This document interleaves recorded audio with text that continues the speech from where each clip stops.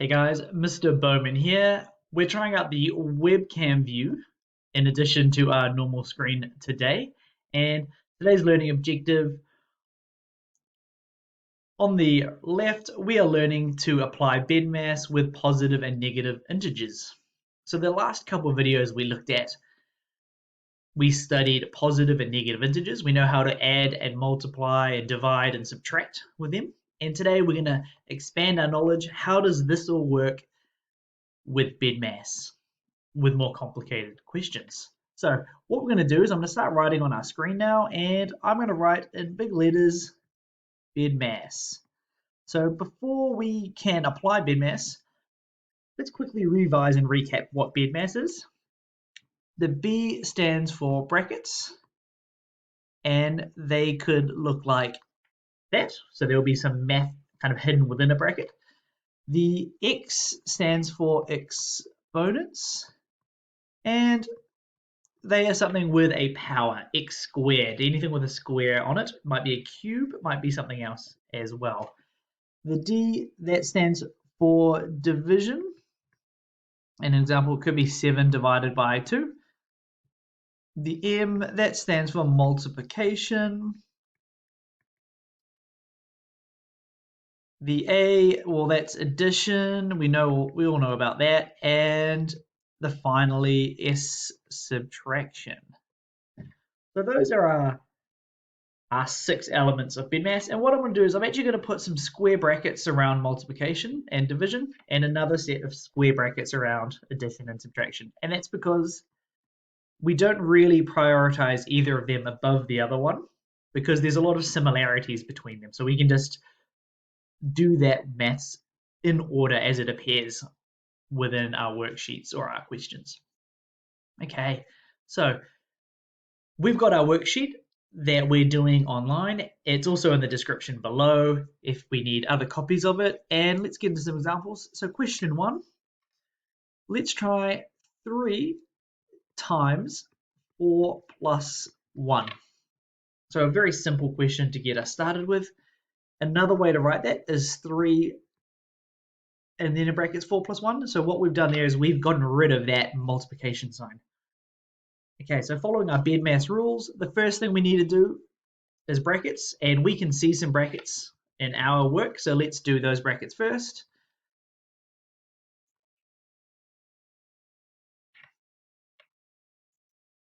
That becomes 3 times 5, and there's only one operation left here, and we'll do that 15. So awesome. So that was a question to get us started with. We'll do a couple more of those. Let's try 4 plus 2 divided by 3.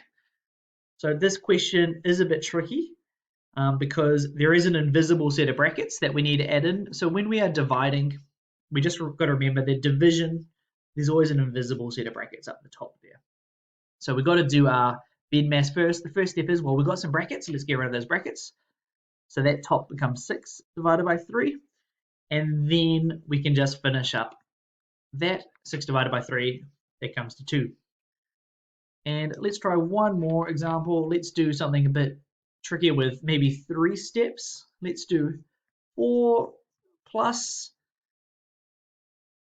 8 divided by 2 minus 3. So 3 steps there. So let's follow our BEDMAS. Are there any brackets? And in this case here, there are no brackets, unlike the other questions. Are there any exponents? No exponents here, because if there were, there would be little numbers above those numbers, which we don't have. So no exponents. Is there any division or multiplication? Because we want to consider those at the same time. And we do have some of that. We've got, just underline there, 8 divided by 2. We know that's going to come to 4. So what we need to do is we need to do our next line of working. We need to change that part to 4. So we're going to go 4 plus 4, and that plus 4 is the bit that we've changed, minus 3. Okay, so we've done our first step, and then we've got to think, is there any addition and subtraction? And there does appear to be some. We've actually got 2, and this time here, we don't have to do the addition before the subtraction necessarily. It'll come out with the same answer. So let's just do it from left to write. So 4 plus 4, that comes to 8. 8 minus 3, that comes to 5. So that would be 8 minus 3, and that comes to 5. What I'm quickly going to do is I'm quickly going to pause the video to clear our working, and we're going to look at some harder, more difficult questions, and then I'll get you to move on to our worksheet and today's work.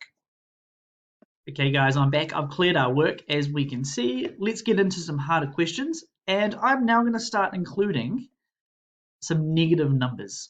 So let's have a look. So let's got 10 times negative 2 divided by 4 plus 3. So we've got that negative 2 there just to make it a bit trickier. Let's see how that works. So first step, we've got to go through our BEDMAS process. So every single time we want to go through this progress, starting off with B, do we see any brackets? Yes, we do. Let's do that first. 10 times negative 2. Well, I know that 10 and 2 is 20. And I know one of them is positive and one of them is negative. So that means I'm going to expect a negative answer. So I'm going to get negative of that 20. So negative 20 divided by 4 plus 3. Okay, next step is we'll clear the brackets. Do we see any exponents? Can't see any exponents. Is there any division? Yes. So that's our next step.